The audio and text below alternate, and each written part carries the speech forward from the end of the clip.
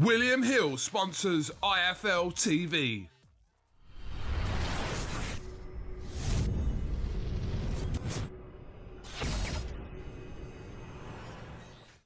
I'm the man to beat Daniel Dubois.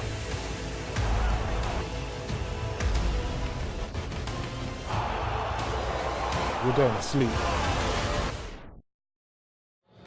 UMAR AHMED, IFL TV, MTK Global, joined by Eddie Hearn. Carl Frampton's not happy about your podcast, Eddie. My what?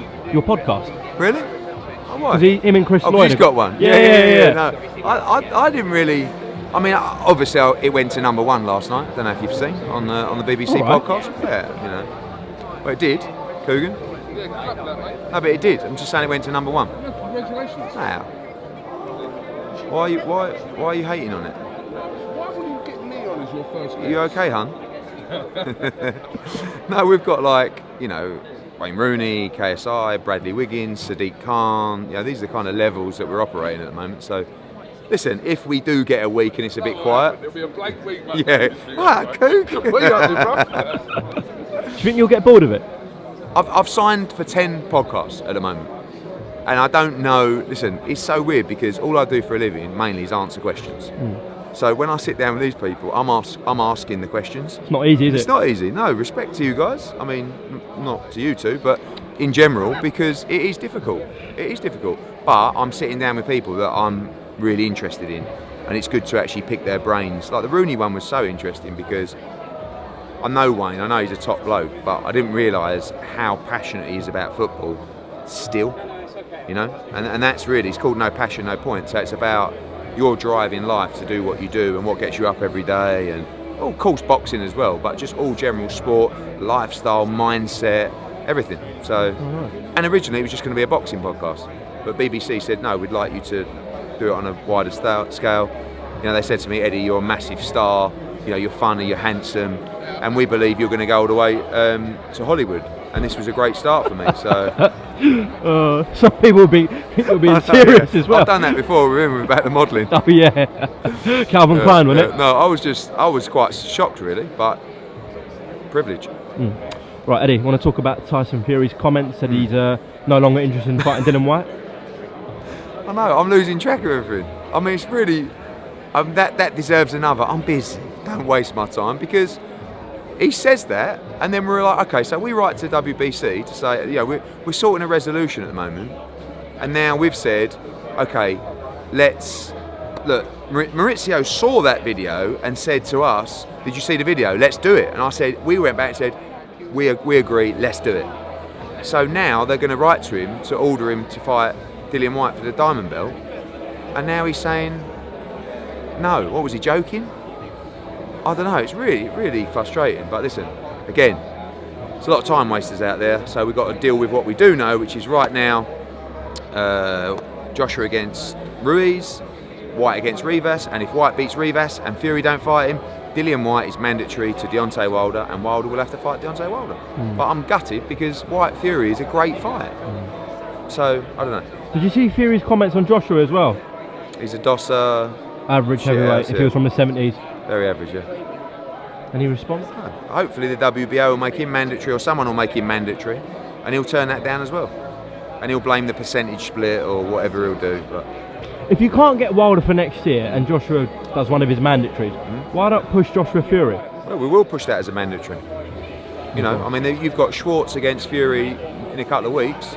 I don't know what's going to happen with Usyk. You've got Dillian Whyte up there. Looks like Dillian Whyte's going to be the WBC mandatory. So, I don't know. Everything's sort of moving around, but no problem with fighting Tyson Fury. But he just, these people talk a great game. He wants 50-50. He was offered 60-40, whatever. But it's just, the Whyte stuff was just frustrating, because that's, he was the one who come out. That was not even. He was ordered to fight Whyte for the interim, and he said, "I'm not fight Whyte for the interim. Make it for the diamond. I'm in. I'll smash you everywhere, blah, blah." So we come back and spoke to WC, got it all moving, saying it's on. And now he's saying, oh no, actually, no, I won't fight him. Well, Dillian seems pissed off. He really wanted that fight. Yeah. We've been working behind the scenes to get this up and running. He wants to fight Tyson Fury. Tyson Fury, it's more personal because he called him out and he said, you're this, you're that, you're this, you're that. So Dillian went, come on and let's go. And he went, oh, actually, no. So, we'll concentrate on this.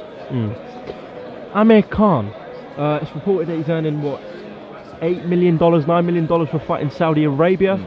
Your thoughts on that? I'm not sure the numbers are quite That high? specific, but there is conversations going on about an event there in the summer. I'm involved a little bit on those conversations, and yeah, we will see. We will see. Is it going to be like that, what Floyd Mayweather did, basically? No, I don't think so. It'll be a fight. I'm not sure it'll be the greatest fight of all time, but it'll be a fight. I don't really want to get involved with a kickboxing exhibition or whatever it is, but you know, see what other fights can be added to the card and how credible it can be, and then we'll look at it. So is the other fighter a boxer? Yeah. Okay, fine. Back to the whole Fury Whyte thing.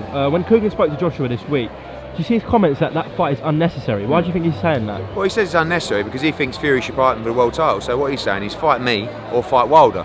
You turn down the Wilder fight. I mean, now you're turning down the Whyte fight as well.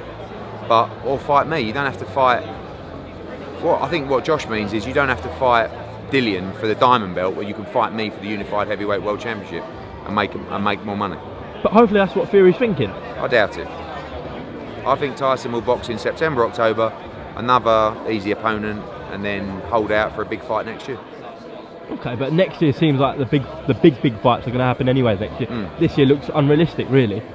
No, I think the more realistic thing is that we deal with one of our mandatories, which could be Usyk, could be Pulev, could be Tyson Fury. But yeah, I think, you know, we know that Wilder's got his fight locked in. Fury's already announced he's going September 28th or whenever he's talking about going. So I can't imagine with the money he's making that he wants to have anything like a tough fight. So good luck to him. September 28th, that's what Wilder Ortiz 2's been put for as well, on pay-per-view, Right, Showtime pay-per-view. What are your thoughts on it being pay-per-view? Same problem you have in the UK in that the money these guys are on, they're not selling any tickets, so where's the money coming from? Showtime aren't paying it, they haven't got any money. So they have to put it on pay-per-view. It's only going to do 150,000 buys. So someone's going to do their absolute conkers. But this is what happens sometimes. You try so hard to avoid things and it ends up costing you a load of money when you should have just taken something, made a load of money and gambled, you may have won. Now you're having to overpaying for Brazil, overpaying for Ortiz, doing your absolute conkers on the way. It's madness. Eddie, last one, Usyk's in town. Yes. Now, I don't think his first fight heavyweight's going to be Joshua, surely not. That's something we've got to talk about this week, you know, and that will also depend on his WBO position, because if they order a mandatory, you know, he's not going to be able to have 2 fights from now and then have it later on. So we're talking to Usyk here this week, Aegis and all the guys, and you know, we're going to see what's what. Well, if that mandatory gets called and he takes that as his first fight heavyweight, that's a big statement from him. Yeah, it is, but you know, he's no spring chicken, and he's an outstanding fighter. I don't think he's afraid to fight Joshua. Ideally for him, he would like to have a fight at heavyweight first, but if it was a case of losing a mandatory position, that's another story. Any updates on Chisora Spiltzka? No, still working on that. Should be announced early next week. All right, Eddie Hearn, appreciate a bit Cheers, of your mate. time, and we'll see you soon. Thank you.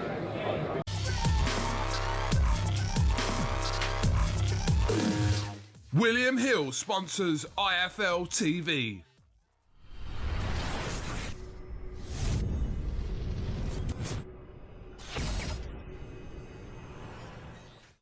I'm the man to beat Daniel Dubois.